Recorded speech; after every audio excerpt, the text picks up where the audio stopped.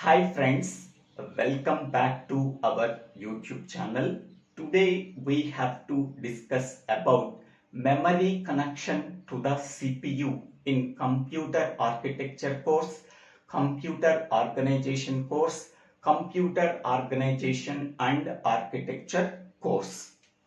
Here, how main memory is connected to the CPU that can be discussed in this video. We already know that main memory contains two types. First one is random access memory, that is RAM, and second one is read only memory, that is ROM. This configuration contains 512 bytes of read-only memory, 512 bytes of random access memory, 512 bytes of random access memory, 512 bytes of read-only memory. These 512 bytes of random access memory can be divided into 4 128 bytes of RAM. So this is the first 128 RAM chip. This is the second 128 RAM chip. This is the third 128 RAM chip, and this is the fourth 128 RAM chip. Okay, so four 128 RAM chips can be combined as 512 bytes of RAM chip. These 512 bytes of RAM chip can be divided into 4 128 RAM chips. So these are the 4 128 RAM chips. And only one 512 bytes of ROM chip. This is 512 bytes of RAM chip. Next one. Each and every 128 byte RAM chip contains 5 controls or 5 inputs. First one is CS1, that is nothing but chip select 1 input. Second one is CS2 bar, chip select input 2. Next one is RD stands for read input. WR stands for write input. AD7 is nothing but 7-bit address line. Okay. Every RAM chip has a capacity of 128 into 8. So here every RAM chip contains 128 bytes of RAM. Each and every byte contains only 8 bits. Whereas in the case of each and every ROM chip contains a capacity of 512 into 8. That means 512 bytes of memory. Each and every byte contains 8 bits. 512 bytes of memory. Each and every byte contains 8 bit. Here the ROM chip contains only 3 inputs or 3 controls. First one is CS1, chip select 1. Second one is CS2 bar, chip select input 2 bar. And third one is AD9, that is 9-bit address line. Okay. Next one. Here every RAM chip contains 128 bytes. Okay. To uniquely identify each and every byte, we have to require 7-bit address. By using this 7-bit address, we have to uniquely identify each and every byte among the 128 bytes. This 128 bytes can be written in terms of 2 powers. So then in the power 7 is there. Therefore, 7-bit address is required to uniquely identify each and every byte in the RAM chip. Next, whereas in the case of a ROM chip, so ROM chip capacity contains 512 bytes. So to uniquely identify each and every byte, we require 9-bit address. By using that 9-bit address, we have to uniquely identify each and every byte in the ROM chip, so that we have to mention 9-bit address line. AD9 is nothing but 9-bit address line. Here, this is AD7. This is a 7-bit address line. By using that 7-bit address line, we have to uniquely identify each and every byte in the RAM chip. By using 9-bit address line, we have to uniquely identify each and every byte in the ROM chip. Okay, these 4 are called as RAM chips, and this one can be called as ROM chip. How these RAM and ROM chips are connected to the CPU? So this RAM and ROM chips are connected to the CPU by using address bus and data bus. Okay, how these RAM and ROM chips are connected to the CPU, that is shown in figure 1. Already told, RAM and ROM chips are connected to the CPU by using address bus and data bus. In the data bus, we are sending the data either from the CPU to the RAM chips or from the RAM chips to the CPU. Next, by using the address bus, we are sending only address. Okay, so CPU contains both address bus and a data bus. Next one. Here, between the RAM chip and the CPU, here bidirectional data bus is there. Between the RAM chips and the CPU, bidirectional data bus is there. That is, transfer of data between CPU and RAM chips, or transfer of data between RAM chip and CPU, so that we have to use bidirectional data bus. Whereas in the case of ROM chip and CPU, only unidirectional data bus is there.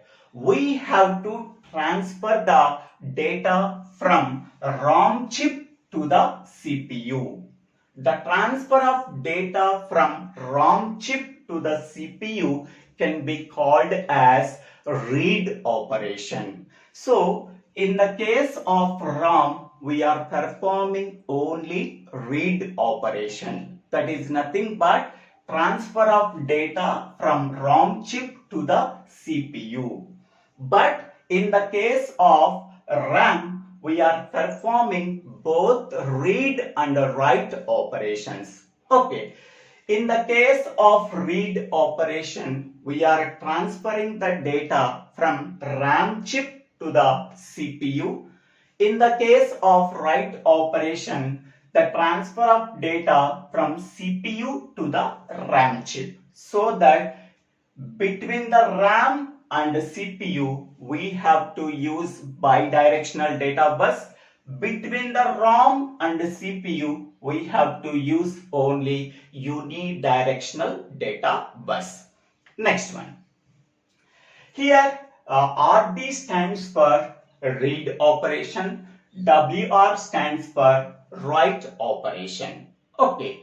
Next one. So here, the read input of CPU is connected to the read input of every RAM chip. Okay, this read input can be applied to the read input of first RAM chip.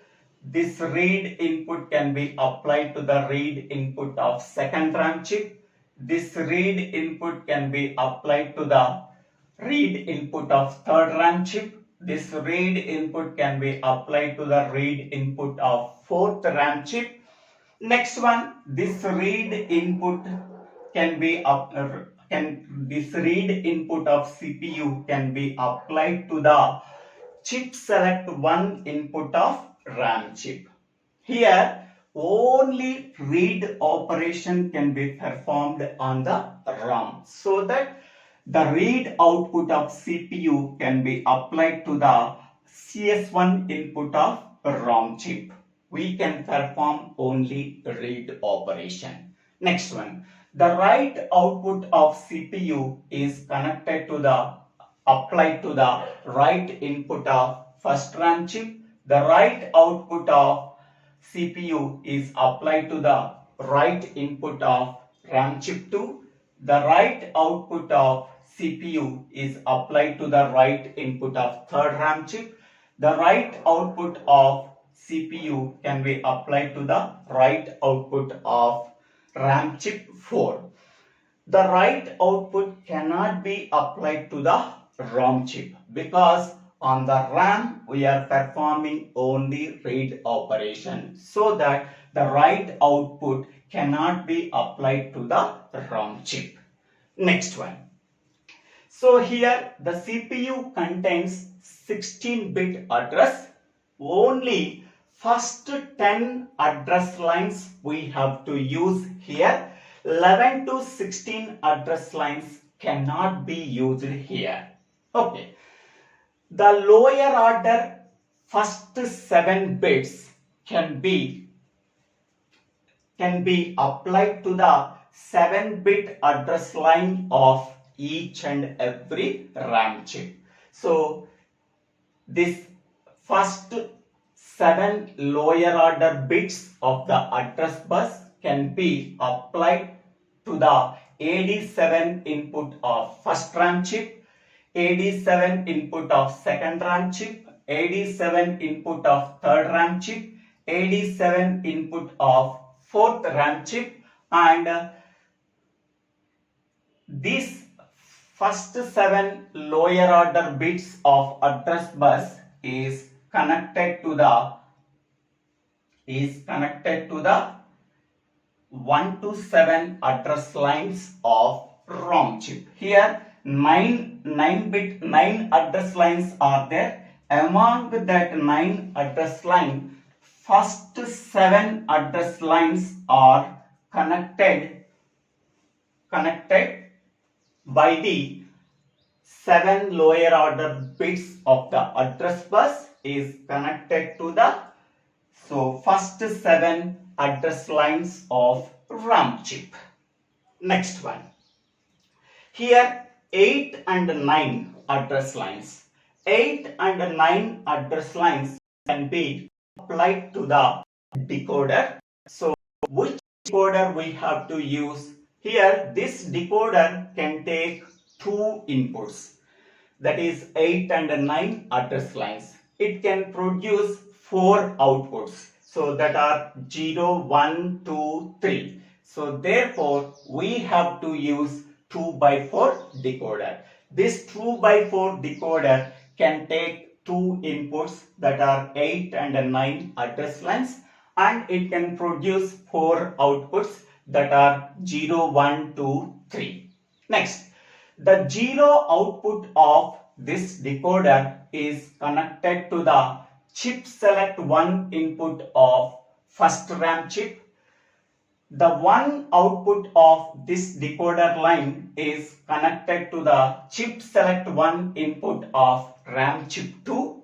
Next one, the third decoder output is connected to the chip select 1 input of third RAM chip, and the last output of this decoder line is connected to the chip select 1 input of RAM chip 4.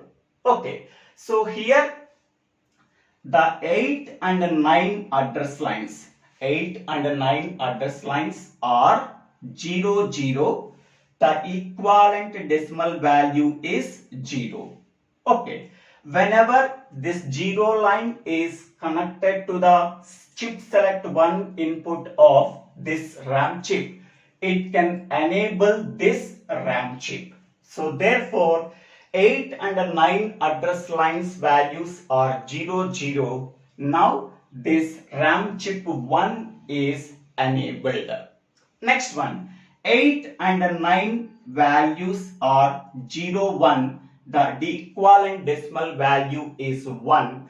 It is connected to the chip select 1 input of second RAM chip so that it can enable this RAM chip.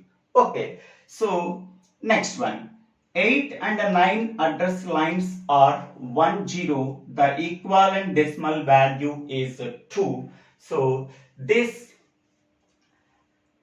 output is connected to the chip select 1 input of RAM chip 3. So it can enable this RAM chip 3. Next, 8 and 9 lines are 1, 1. The equivalent decimal value is 3. Therefore, the third decoder output is connected to the chip select 1 input of RAM chip 4. Okay, so 8 and 9 address lines are 0, 0. So RAM chip 1 is enabled. 8 and 9 address lines are 0, 1. RAM chip 2 is enabled. Okay, next, 8 and 9 address lines are 1, 0. It can enable RAM chip 3 is enabled.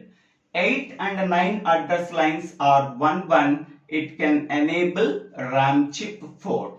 Okay, based on the decoder output, among the 4 RAM chips, only 1 RAM chip is enabled. So these are 0, 0, RAM chip 1 is enabled. These are 0, 1, RAM chip 2 is enabled. These are 1, 0, RAM chip 3 is enabled. These are 1, 1, RAM chip 4 is enabled. The selection of RAM chip is enabled by using the 8 and 9 address lines. Okay, 8 and 9 address lines are used for determining which RAM chip is enabled among the 4 available RAM chips. Next one. This 8 address line of this address bus is connected to the 8th address line of ROM chip. This 9th address line of address bus is connected to the 9th address line of ROM chip. Next one. This is 10th address line. Okay, so this 10th address line is connected to the CS2 bar of RAM chip 1, CS2 bar of RAM chip 2, CS2 bar of RAM chip 3, CS2 bar of RAM chip 4, and this 10th line is the complement of this 10th line of address bus is connected to CS2 bar of ROM chip. What is the purpose of this 10th address line? By using this 10th address line, we have to enable either RAM chip or a ROM chip. Okay, the selection of RAM chip or a ROM chip, which one is enabled, can be determined by using 10th address line. Okay, in the 10th address line, so the 10th bit value contains 0. So RAM chip is enabled. RAM chip is enabled. If it is 1, so ROM chip is enabled. Okay, here 8 and 9 address lines are used for selecting which RAM chip is enabled among the 4 RAM chips. By using 10th address line, we have to determine either RAM chip or a ROM chip is enabled. Okay, so if the 10th bit address line value is equal to 0, only RAM chip is enabled. 10th bit address line value is 1, only ROM chip is enabled. Okay. So based on the 10th line address bit value, we have to determine either RAM chip or a ROM chip is enabled. That can be determined. Okay. So by using 8 and 9 address lines, we have to determine which RAM chip is enabled among the 4 available RAM chips. By using 10th line, we have to determine which chip is enabled among the RAM chip or a ROM chip. That can be decided by the bit value that is stored in the 10th line. Okay. And 11 to 16 bits cannot be used for any purpose. Okay, only 1 to 10 bits, 1 to 10 bits of the address bus can be used. Okay. Next one. So this 10th bit line, is complemented. Whatever the complemented value we are getting, that complemented value can be applied to CS2 bar of ROM chip. This 10th bit line is directly connected to the CS2 bar. Okay. So if the CS2 bar value is equal to, 1, only ROM chip is enabled. If the CS2 bar value is 0, so only RAM chip is enabled.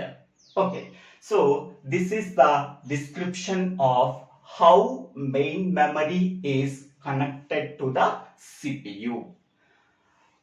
I hope all of you understanding this video.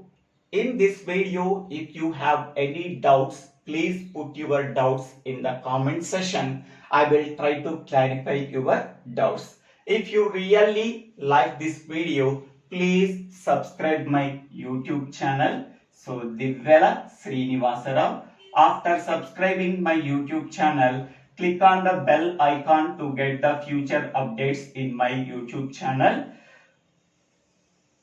For better understanding of this computer architecture or a computer organization course, go to this channel, go to the playlist called Computer Organization or a Computer Architecture. It contains approximately 80 videos. Watch these videos and understanding the course. If you have any doubts, please post your doubts in the comment section. Thank you one and all for watching this video.